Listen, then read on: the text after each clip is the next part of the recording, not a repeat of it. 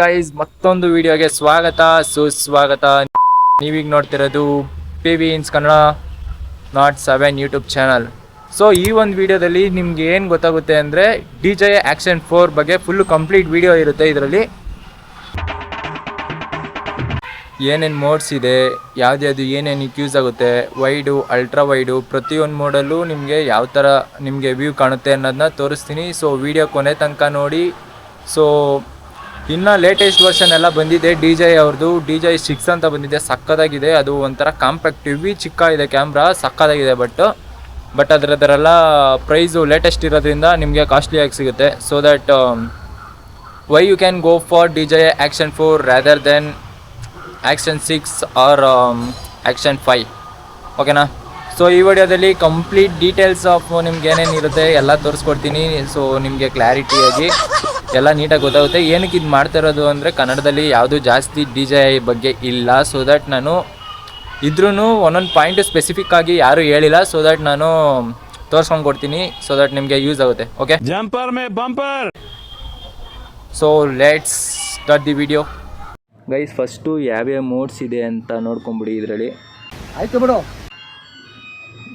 ನಾನು ಕೆಳಗಡೆ ಕೂತಿದ್ದೀನಿ, ಯಾರು ಏನೋ ಅಂದ್ಕೊಂಬಿಡಿ. ನನಗೆ ಆ್ಯಂಗಲ್ ಸೆಟ್ ಆಗ್ತಾಯಿಲ್ಲ ಕೂರೋಕ್ಕೆ. ಓಕೆನಾ? ನೋಡ್ರಿ, ಅಯ್ಯೋ ಪಾಪ. ಇವಾಗ ನೋಡ್ಕೊಳ್ಳಿ, ಇದು 1080p 24 RS ಅಂದರೆ ರಾಕ್ ಸ್ಟಡಿ ಅಂತ ಬರುತ್ತೆ. ರಾಕ್ ಸ್ಟಡಿ ಅಂದರೆ ಇದರಲ್ಲಿ ಸ್ಟೆಬಿಲಿಟಿ ಬರುತ್ತೆ, ಗೊತ್ತಾ? ಇದಕ್ಕೆ ರಾಕ್ ಸ್ಟಡಿ ಅಂತ ಕೊಟ್ಟಿರ್ತಾರೆ ನೇಮು. ಅದರಲ್ಲಿ ರಾಕ್ ಸ್ಟಡಿ ಪ್ಲಸ್ಸು ಈ ಥರ ವೇರಿ ಆಗ್ತಾ ಹೋಗುತ್ತೆ. ನಿಮಗೆ ಯಾವ ಥರ ಬೇಕೋ ಆ ಥರ ಸೆಟ್ ಮಾಡ್ಕೊಬೋದು. ಇದು 1080p 24 ರಾಕ್ ಸ್ಟಡಿ. ನೆಕ್ಸ್ಟು ಆಯಿತು, ಆಮೇಲೆ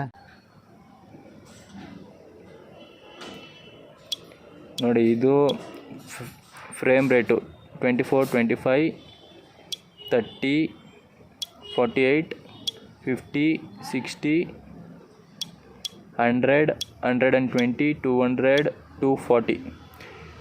ಆಮೇಲೆ ರೆಸೊಲ್ಯೂಷನ್ ನೋಡ್ಕೊಳ್ಳಿ.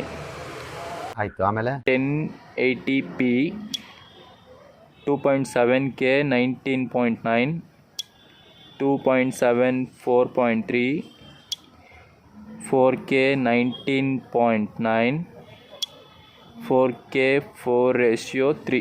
ಓಕೆನಾ? ಇಷ್ಟು ಗೊತ್ತಾಯ್ತಾ? ನೆಕ್ಸ್ಟು ಬೇರೆ ತೋರಿಸ್ತೀನಿ ರೀ. ಇದಕ್ಕೆ ಹೋದರೆ ನಿಮಗೆ ಇಲ್ಲಿ ಎಕ್ಸ್ಪೋಜರ್ ಇರುತ್ತೆ ನೋಡಿ. ಇದು ನೀವು ಯಾವ ಥರ ಬೇಕು ಆ ಥರ ನೀವು ಆಟೋದಲ್ಲಿ ಇಕ್ಕೊಬೋದು, ಮ್ಯಾನ್ಯುವಲ್ ಮಾಡ್ಕೊಬೋದು. ಅದೇ ಬ್ರೈಟ್ನೆಸ್ ಎಲ್ಲ ಮಾಡ್ತಾರಲ್ಲ ಅದು. ಇದು ಮೇಲೆ ಎಳಿತಾ ಹೋದರೆ ನಿಮಗೆ ಸ್ವಲ್ಪ ಇದು ಆಟೋ ಕೊಟ್ಟಿದ್ದೀನಿ.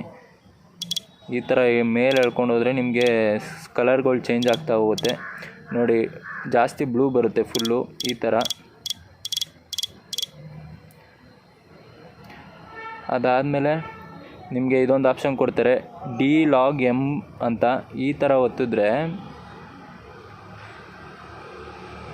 ನೋಡಿ ನಿಮಗೆ ಫುಲ್ಲು ಡಲ್ಲಾಗಿ ಬರುತ್ತೆ. ಬಟ್ ನೀವು ಎಡಿಟಲ್ಲಿ ಅದನ್ನು ಸರಿ ಮಾಡ್ಕೊಬೋದು.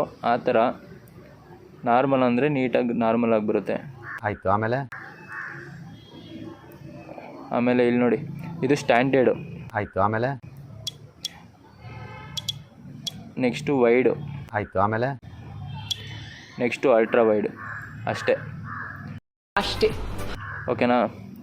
ಅದಾದಮೇಲೆ ಇದು ಇಮೇಜ್ ಅಡ್ಜಸ್ಟ್ಮೆಂಟ್ಸು. ಅದು ಇಮೇಜು ಫೋಟೋ ಎಲ್ಲ ಚೆನ್ನಾಗಿ ಬರಲ್ಲ ಗೈಸ್, ಇದು ಹೇಳ್ಬಿಟ್ಟಿದ್ದೀನಿ. ಓಕೆನಾ? ಓಕೆ.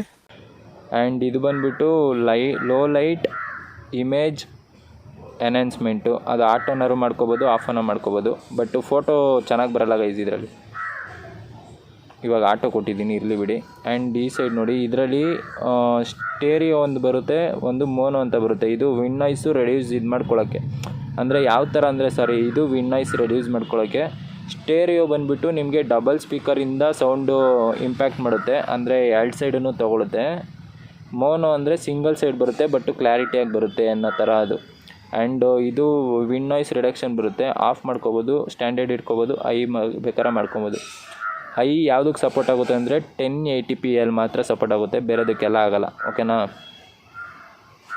ಇಷ್ಟ ಆಯಿತು. Next pro. ಅದೇ ಇದೆಲ್ಲ ನಾರ್ಮಲು ಅದೇ. ಆಮೇಲೆ ನಿಮಗೆ ರಾಕ್ ಸ್ಟಡಿ ಮೋಡನ್ನಲ್ಲ ಅದನ್ನು ತೋರಿಸ್ತೀನಿ. ತೋರಿಸ್ತೀನಿ ಇವಾಗ ನೋಡಿ, ಇವಾಗ ಆಫ್ ಮಾಡಿದ್ದೀನಿ.